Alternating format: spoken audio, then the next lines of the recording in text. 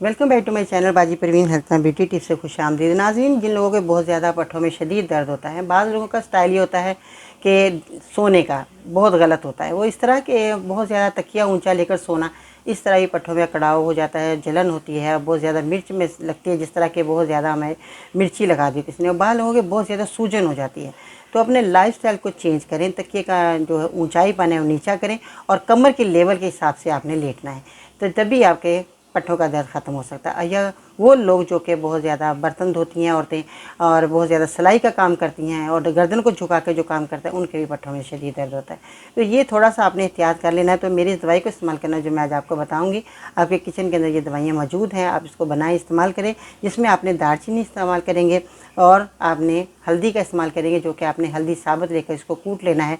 और इसके बाद आपने छोटी इलायची और सौंफ का इस्तेमाल करेंगे। इन चारों चीज़ों को आपने कितनी क्वांटिटी में लेना है, आपने सौंफ 20 ग्राम लेंगे और उसके बाद जो छोटी इलायची है ये भी आप 20 ग्राम लेंगे, हल्दी आपने 10 ग्राम लेनी है और दालचीनी 20 ग्राम लेंगे। इनको आप कूट लें, अच्छे तरीके से कूट के, और इसको किसी जार में रख लें, खुश्क जार में। अब आपने इसकी चाय बनाकर पीनी है।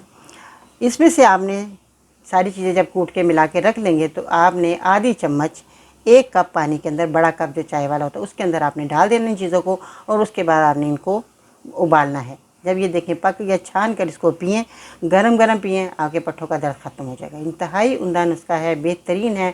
आप इसको बनाएं, इस्तेमाल करें। वीडियो के नीचे कमेंट करें कि आपको मेरा नुस्खा कैसा लगा।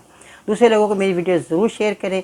आपका एक लाइक हमारी खुशी का बायस बनता है। अगर आप अपनी बाजी को खुश करना चाहते हैं तो मेरी वीडियो को लाइक ज़रूर कीजिए करें, और बहुत ज़्यादा हमें खुशी होती है। हमारे रूह की ग़िज़ा है कि हमारे नाज़रीन ने हमें लाइक किया और हमें पसंद किया, बहुत ज़्यादा हमें खुशी होती है और दिल से दुआ निकलती है आप लोगों के लिए।